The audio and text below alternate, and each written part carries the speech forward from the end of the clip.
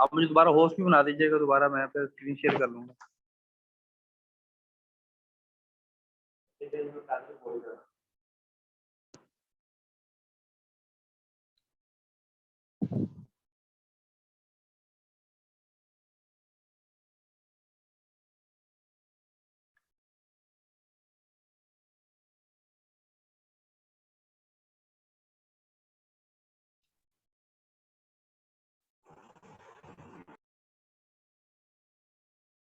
हाँ जी क्लास, अभी हम जो बात कर रहे थे वो ये कि स्टरलाइजेशन के लिए हम जो इंस्ट्रूमेंट इस्तेमाल करते हैं उसको हम बोलते हैं ऑटोक्लेव। और ऑटोक्लेव के स्ट्रक्चर की बात कर रहे थे और उसके यूज कैसे करना है उसकी हम बात कर रहे थे। तो सबसे पहले हम जो चीज़ कर रहे थे वो था कि ऑटोक्लेव फिजिकल मेथड में मॉइस्ट हीट का हिस्सा है और इसके जो पार्ट्स है जिसमें से प्रेशर वेल्व था, जिसका काम था कि प्रेशर वेल्व को कंट्रोल करे, एक्स्ट्रा एयर जो है एक्स्ट्रा हीट को बाहर निकाले। जब हम अपनी वो स्टरलाइजेशन कंप्लीट कर लें और उसमें से एयर को खारिज करेंगे और एयर रिमूवल जो है वो करेंगे। उसके बाद सेफ्टी वेल्व था कि अगर किसी वजह से हमारा प्रेशर वेल्व काम नहीं कर रहा तो सेफ्टी वेल्व उसमें से एयर को बाहर निकाल दे। क्योंकि अगर ये प्रेशर वेल्व काम नहीं कर रहा और सेफ्टी वेल्व भी खराब हो या हमारा प्रेशर गेज खराब हो और हमें प्रेशर का अंदाजा ना हो रहा कि कितना प्रेशर बन रहा है, तो ये ब्लास्ट हो सकता है। जैसे कि आपने घर में सुना होगा अक्सर कि घरों में कि हमारे जो होते हैं क्या बोलते हैं इनको, कि मेस में जो हम यूज करते हैं, किचन में हम यूज करते हैं, छोटे वाले क्या होते हैं, क्या बोलते हैं, प्रेशर कुकर बोलते हैं। सिलेंडर। प्रेशर कुकर बोलते हैं इनको हम। अगर प्रेशर कुकर फट जाए तो क्या होता है, आपको तो बहुत बड़ा नुकसान होता है उसका, ऐसे ही है ना। जी तो सर। ये जो हमारा है हॉट ऑटोक्लेव जो है ये उससे आपके प्रेशर कुकर से 2 3 गुना बड़ा होता है। इसका भी वैसे ही सेम फंक्शन है, वो छोटे साइज का है, ये बड़े साइज का है। तो इसका काम ये है कि इंस्ट्रूमेंट को स्टरलाइज करता है और इसमें जो मटेरियल यूज होता है वो अपने स्टेनलेस स्टील का बना होता है। अगर इसको गैस खारिज ना की जाए और डायरेक्ट ही इसका ढक्कन खोल ली जाए तब भी फट जाता है। और अगर किसी वजह से इसका गेज काम ना कर रहा हो या हमें पता नहीं चल रहा हो कि इसमें कितने प्रेशर बन रहा है या इसमें से प्रेशर कंट्रोल ना हो रहा हो या इसमें वेल्व से हवा बाहर खारिज ना हो रही हो, तो तब भी हो सकता है कि ये फट जाए और बहुत बड़ा ब्लास्ट हो सकता है। आपने अक्सर सुना होगा, और बड़ी फैक्ट्रीज में ये बड़े साइज के बॉयलर टाइप बने होते हैं। आप ये भी न्यूज में सुना होगा बॉयलर फटने से फैक्ट्री मुनहदम होगी, पूरी पूरी फैक्ट्री जो है वो गिर गई। ये भी सुना होगा आप लोगों ने, ऐसे ही है ना। क्लास सुन रहे हैं मेरी बात को आप तमाम स्टूडेंट्स? Yes sir. तो अब ये ख्याल रखने वाली चीज़ है, जितना इसका इस्तेमाल आसान है उतना ये सेंसिटिव और खतरनाक भी है। क्योंकि ये 15 से 20 मिनट की स्टरलाइजेशन होनी होती है, इसको चला के सो नहीं जाना होता है, इसके पास खड़े होना होता है और इसको प्रॉपर आपने जो है वो स्टरलाइजेशन करनी होती है। स्टरलाइजेशन मुकम्मल होने के बाद ही आपने साइड पे जाना है कहीं, बाकी तमाम काम छोड़ के स्टरलाइजेशन की जाती होती है। तो नेक्स्ट हमने पढ़ा था ऑटोक्लेव का मेथड, तो कैसे होता है, इस्तेमाल होता है और इसका किन किन चीज़ों को इस्तेमाल, इसमें पट्टियाँ थी, इंजेक्शन से, शीट्स थी आपके पास, इंस्ट्रूमेंट से, ग्लव्स थे, गाउन थे, लेबॉर्ट्री में, केमिकल लेबॉर्ट्री में, नर्सिंग के मटेरियल और फार्मेसी के अंदर इसका इस्तेमाल होता है। अभी मैं आपके साथ एक वीडियो शेयर करूंगा और उस वीडियो में इसका तरीका इस्तेमाल आपको पार्ट्स बताए जा रहे हैं और ऑटोक्लेव दिखाया भी जाएगा कि कौन सा ऑटोक्लेव है और किस किस्म का होता है। Yes sir.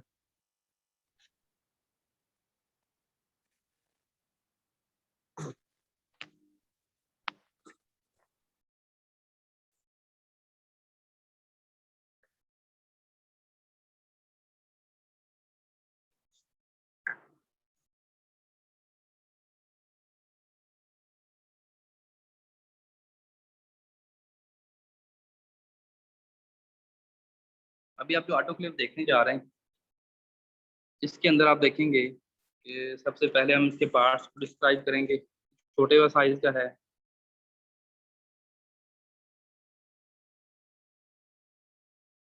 देखिए स्टेनलेस स्टील का बना हुआ है। इसके एक इलेक्ट्रिक केबल होती है जिसके जरिए हम इसके अंदर करंट देते होते हैं। इस नीचे के बेस में वाटर होता है और वाटर को हम क्या करते होते हैं, एलिमेंट के जरिए, इलेक्ट्रिकल एलिमेंट से बिजली पे चलाते हैं, उसमें हम जो है वो क्या देते होते हैं, हीट देते हैं। ये इसकी बॉडी है, इसके अंदर ड्रम होगा, ये इसके ऊपर इसके ढक्कन है। और नेक्स्ट ये जो हमने आपको नजर आ रहा है गेज है।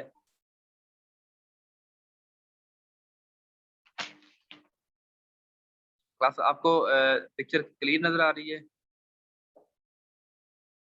जी यस सर सर। जी। और मेरी बात जी सही आ सर। रही है? ये इसका गेज है, जहाँ मैं बोला था ना 15 पाउंड प्रेशर तक। अगर आप गौर करें तो दरमियान में आप देखेंगे 15 पाउंड प्रेशर जो है वो यहाँ तक जब सुई आएगी, उसके बाद हमने मजीद 15 मिनट तक हमें टाइम नोट कर देना है। लेकिन प्रेशर हमारा 15 पाउंड से ज़्यादा ना हो। अगर होगा तो हम सेफ्टी वेल्व के जरिए, ये सेफ्टी वेल्व है, क्या ये सेफ्टी वेल्व है, सॉरी ये प्रेशर कंट्रोल वेल्व है, सेफ्टी वेल्व पीछे है, ये प्रेशर कंट्रोल वेल्व है। अगर प्रेशर हमारा जो है वो 120 से और 15 पाउंड से ज़्यादा होगा, उसको ये निकाल देगा। ये सेफ्टी वेल्व है। अगर किसी वजह से हमारा प्रेशर वेल्व या काम नहीं कर रहा, या हमारा गेज खराब है, तो हम इसके जरिए फौरी एयर को निकाल देंगे। इसके निकालने से सारी स्टीम जो है उसके अंदर से निकल जाएगी। तो ये है जी एयर रिमूवल वेल्व, कि जब हमने स्टीम पूरी हो जाए तो हमने एयर निकाल देनी है, और एयर अच्छी तरह निकलने के बाद हम इसका ढक्कन खोलेंगे, उससे पहले हम इसका ढक्कन नहीं खोलेंगे। नहीं खोल अच्छा सकते। बाकी समझ आ रही सबको? यस जी सर। सर। यस जी सर। सर। अब इनको आग जी लगाया जा रहा है, सर। ये ढक्कन है। ढक्कन को या जो उसका जो ऊपर वाला कैप है उसको टाइट करने के लिए है, ताकि अच्छे से टाइट किया जाए और प्रॉपर अच्छे से अंदर से की गैस बन सके। ये देखिए अंदर से इसका ये स्ट्रक्चर है, ये इलेक्ट्रिकल एलिमेंट लगा हुआ है, और एक प्रॉपर आपके देखेंगे सर्कल बना हुआ है। सर्कल तक हमें क्या करना है, वाटर रखा जाता होता है, और वाटर रखने के बाद इसके ऊपर हम फिर एक ड्रम रखते होते हैं, स्टेनलेस स्टील का ड्रम स्टैंड रख दिया गया है। उसमें पानी भरा जाएगा, पानी भरने के बाद फिर एक स्टैंड रखा गया है, स्टैंड के अंदर एक ड्रम रखा जाएगा, ड्रम के अंदर हमारा जो है वो तमाम सामान जिसको हमने स्टरलाइज करना है, वो सीजर्स हैं, इंस्ट्रूमेंट्स हैं, वो शीशे की चीज़ों को नहीं रखा जाएगा, बाकी तमाम स्टेनलेस स्टील के सर्जिकल आलात, कपड़े, ग्लव्स, गाउन्स, उनको हम sterilise, cotton bandages, gauze pieces, उनको हम स्टरलाइज कर सकते हैं। Okay class? Yes sir. जी सर। ये इसका स्केल दिया जा रहा है कि इतना पाउंड प्रेशर, अगर 5 पाउंड तक हम देंगे तो टेम्परेचर कितना होना चाहिए, 109 तक। अगर 10 पाउंड तक देते हैं तो, अगर हम 10 पाउंड तक देते हैं तो 115 तक प्रेशर होना चाहिए। अगर 15 पाउंड प्रेशर देते हैं हम, लेफ्ट साइड पे PSI लिखा हुआ है, पास्कल स्केल, ठीक है जी। और टेम्परेचर कितना हो गया 121 का। अगर आप 20 पाउंड प्रेशर देते हैं 126, 25 पाउंड प्रेशर देते हैं तो 130, अगर आप 30 पाउंड प्रेशर देते हैं तो 135 डिग्री सेंटीग्रेड टेम्परेचर होगा। अंडरस्टैंड कर रहे हैं बात? जी सर। जी सर।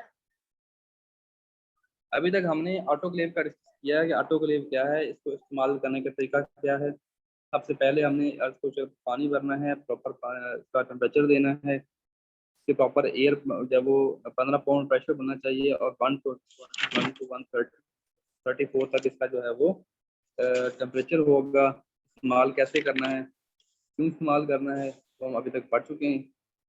नेक्स्ट है ड्राई हीट, और ड्राई हीट के जरिए हम यूज करते होते हैं, हमारा जो दूसरा इंस्ट्रूमेंट है उसको हम बोलते हैं hot air oven.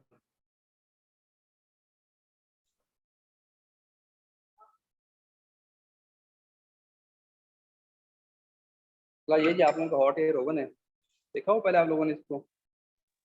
Yes sir, जी क्लास में यस देखा। सर, देखा हुआ है यस क्लास सर, में। क्लास आप में था। क्लास का सर अभी भी आप क्लास में हैं? हाँ जी। ये हैंडल है जिसके जरिए हम इसको लॉक ओपन करते हैं। ये इसकी शेल्फ बनी हुई है, यहाँ इसका एक हीट एलिमेंट होगा, यहाँ पे यहाँ से हीट चलेगी। ये इसका है स्केल है, यहाँ पे मैं शो होगा कि कितना पाउंड प्रेशर इसके अंदर जो हीट बनी है, और यहाँ पे हम इसको नेविगेशन की के जरिए हम इसका टेम्परेचर सेट कर सकते हैं। इसके अंदर हम शीशे की चीज़ों को, कॉटन बैंडेजेस को, और इसके अलावा हमारे पास जितना भी रोबोटिक इंस्ट्रूमेंट हैं, जैसे जो हमारे इंस्ट्रूमेंट पड़े हुए हैं, जिनको हम स्टरलाइज कर सकते हैं। ये हमारा ड्राई हीट मेथड के अंदर इस्तेमाल होने वाला है। इसको हम चलाएंगे, चलाने के बाद हम इसके अंदर जो टेम्परेचर होगा वो 100 to 1 डिग्री सेंटीग्रेड होगा। कितना होगा? 100 to 180 डिग्री सेंटीग्रेड टेम्परेचर तक हम इसके अंदर 15 मिनट तक स्टरलाइजेशन करेंगे। ठीक है जी। ये हमारा हॉट ऑटोक्लेव है जो अभी जिसका मैं आपको दिखा रहा था। ये इसका स्केल है, ये सेफ्टी वेल्व है, बाकी इसका बॉक्स होगा। ये भी एक इंस्ट्रूमेंट है, इसके जरिए हम बॉइलिंग करते होते हैं। जिसमें नीचे इलेक्ट्रिकल एलिमेंट लगा होगा।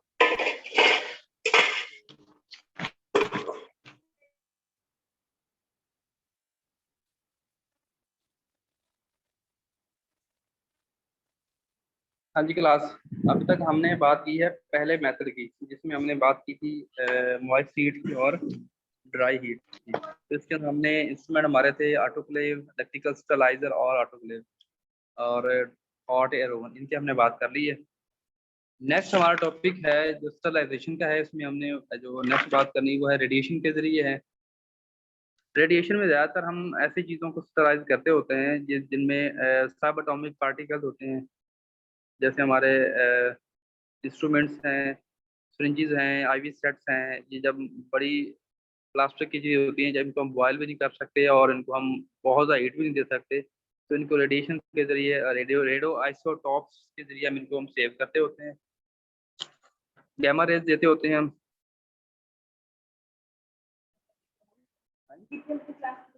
बस 10 मिनट तक हो जाएगी, 10:30 तक। 10:30 आप 11 बजे ले लें चाहे आप। हाँ जी ठीक है, 12:30 कर, ओके मैम जी। नेक्स्ट है रेडिएशन के जरिए करते होते हैं हम। रेडिएशन में हम इलेक्ट्रॉन बीम्स होती हैं, एक्स रेज होती हैं, अल्ट्रा वायलेट रेज होती हैं, जिनके जरिए हम जो है वो स्टरलाइजेशन हम कर सकते हैं। उसके अलावा था आपका नेक्स्ट फिल्ट्रेशन। फिल्ट्रेशन में याद रखिए कि फिल्ट्रेशन ऐसे मटेरियल की जाती होती है जो फार्मास्यूटिकल मटेरियल होते हैं। जैसे हमारा जो है वो जितने भी सिरप होते हैं, केमिकल्स होते हैं, जब वो तैयार किए जाते हैं उनको प्रॉपर स्टरलाइज कर किया जाता होता है। उनको एक ऐसे मीडियम से गुजारा जाता है जिसका जो इतने बारीक पोर होते हैं जिसमें से 0.2 माइक्रोमीटर के जो है वो ऑर्गेनिजम्स नहीं गुजर सकते, तो उसमें से हमारा लिक्विड गुजर जाता है और 0.2 माइक्रोमीटर के जो ऑर्गेनिजम्स हैं वो रह जाते हैं, रुक जाते हैं, और बाकी जो है हमारा तमाम जो केमिकल है वो आगे नेक्स्ट कंटेनर में हम कलेक्ट कर लेते हैं। लेकिन ये बड़ी पैमाने पर करने के लिए फार्मास्यूटिकल इंडस्ट्री, केमिकल्स, बड़ी लेबोरेटरी वहाँ पे की जाता है। और नेक्स्ट है हमारा केमिकल स्टरलाइजेशन। क्लास अंडरस्टैंड कर रहे हैं? Yes sir. वो तो नहीं गए? Yes sir. सब बच्चों को सुनाई दे रहा है? जी सर। नेक्स्ट है केमिकल स्टरलाइजेशन।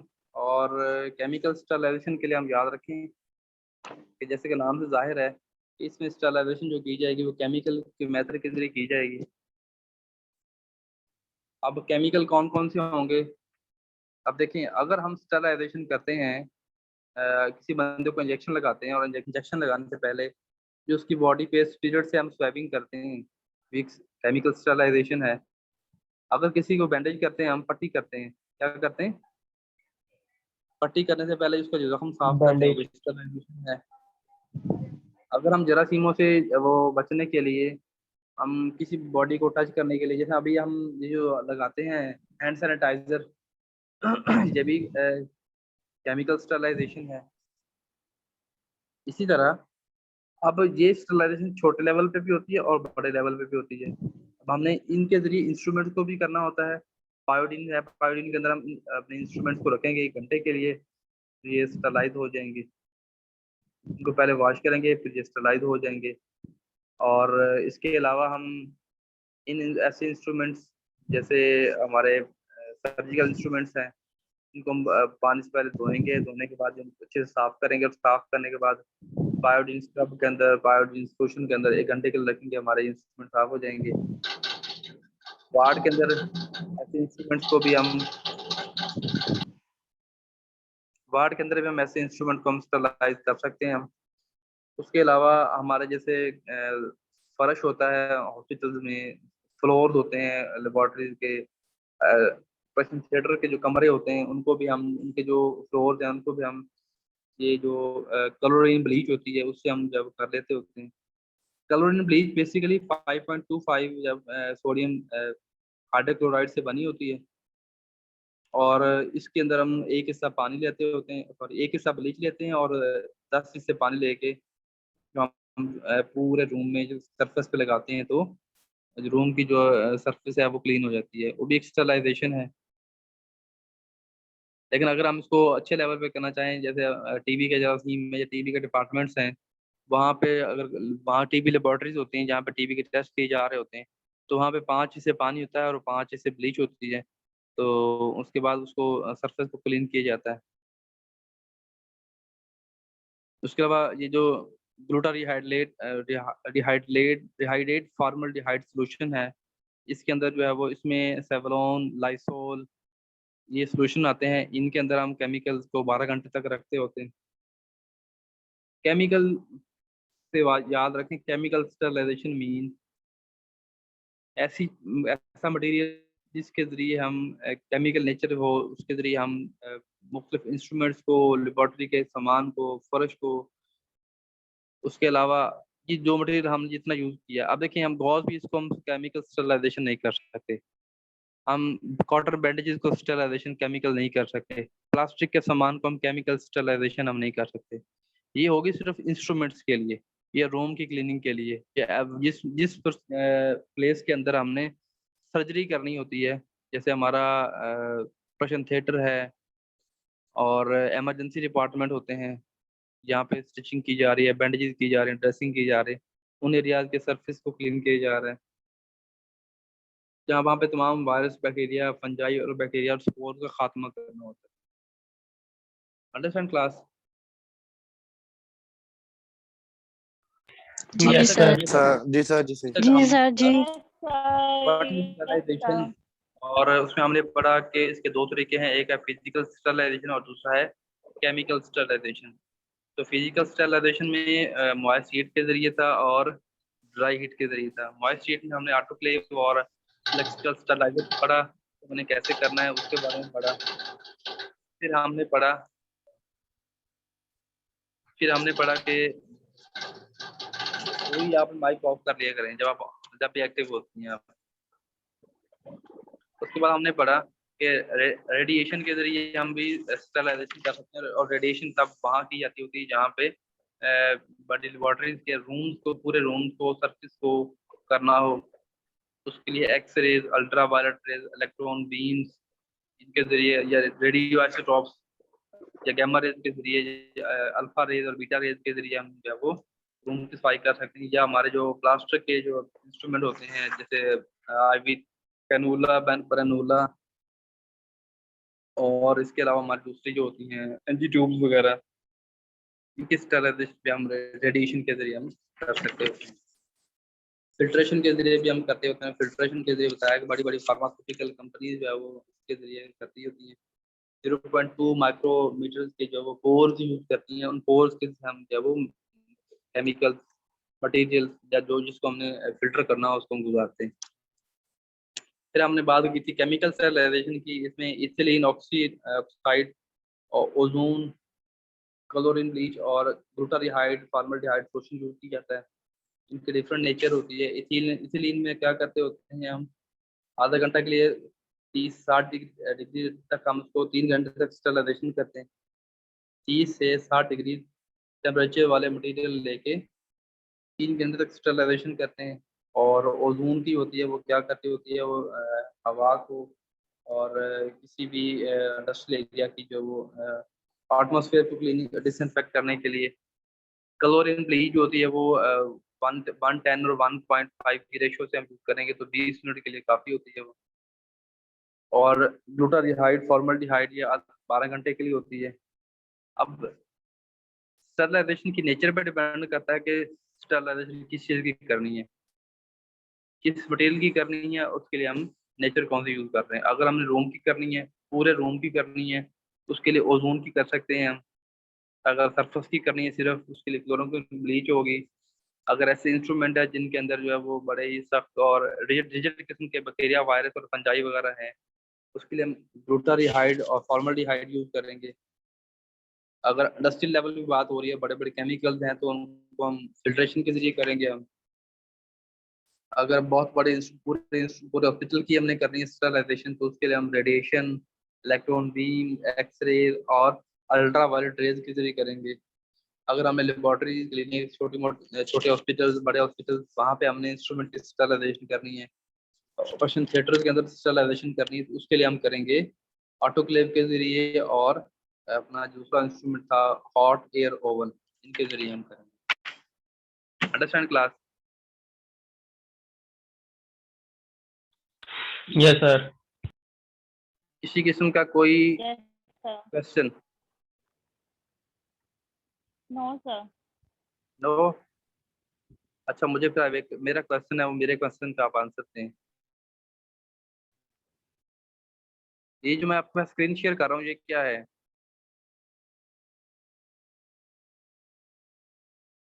किसी को बच्चा मुझे बताएगा? माइक ऑन करें तमाम स्टूडेंट। सर जी ड्रम। क्या है ये? तो ये बॉयलर है ये भी।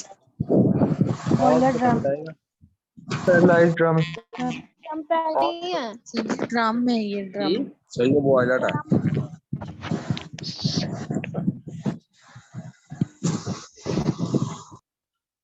और तो बच्चा बताएगा। सर इसमें वो इंस्ट्रूमेंट रखे जाते हैं, वो सर्जिकल वाले।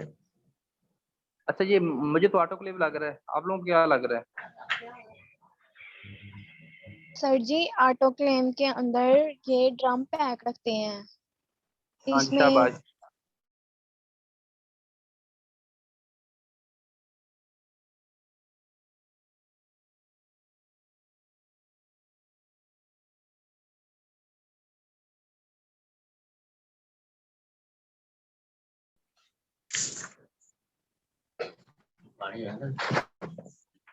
अच्छा, अभी हम जो बात कर रहे थे कि ये जो ड्रम है, इसके साइडों पे एक जाली लगी है, छोटी छोटी जालियां।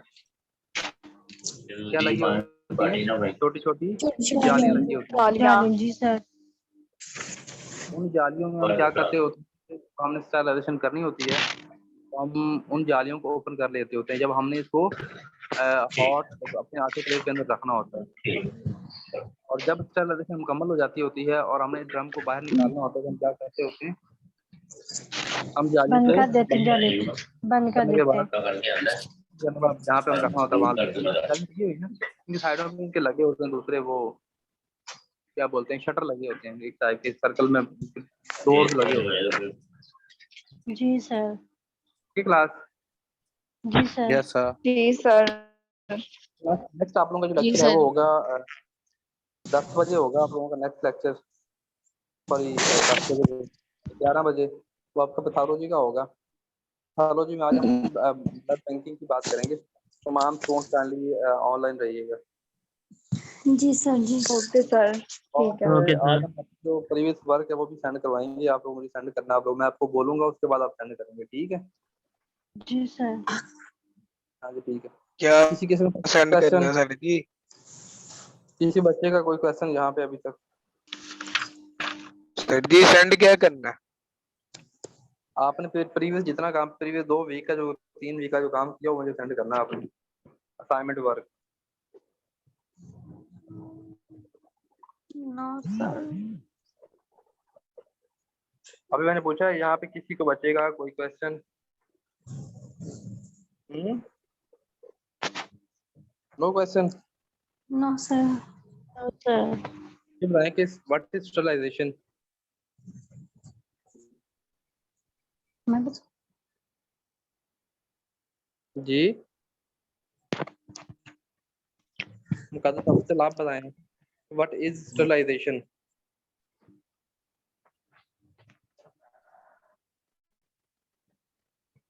मुकद्दस माइक ऑन करें अपना। Yes sir. मुकद्दस सिंह औनी के असक बताएं, what is sterilization? Sir bacteria, virus और फंजाई वगैरह को जो है वो किल करने के अमल को हम स्टेरिलाइजेशन कहते हैं। इसके मुख्तलिफ तरीके होते हैं। फिजिकल स्टेरिलाइजेशन और केमिकल निमरा, मुझे आप स्टेरिलाइजेशन के बताएं, 2 तरीके होते हैं। निमरा, स्टरलाइजेशन के करने के कितने तरीके हैं? जी 4। कौन कौन से? सर मैं थोड़ा लेट आई थी क्लास में। ये पहले में डिस्कस किया था हमने। 2 मेथड है, फिजिकल मेथड है और केमिकल मेथड है। पूरा बीबी आप बताएं। तो हमारे पास है हॉट एयर ओवन, ये कौन से मेथड में आता है? ड्राई हीट में आता है, मॉइस्ट हीट में आता है? सर जो कौन सा हॉट है मेथड? हॉट एयर ओवन किस मेथड में आता है ये? सर ये फिजिकल इंस्टॉलेशन में आता है। फिजिकल में आता है, लेकिन ये कौन सी हीट मेथड में आएगा?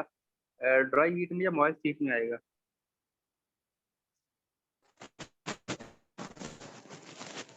सर जी ये ड्राई में आएगा।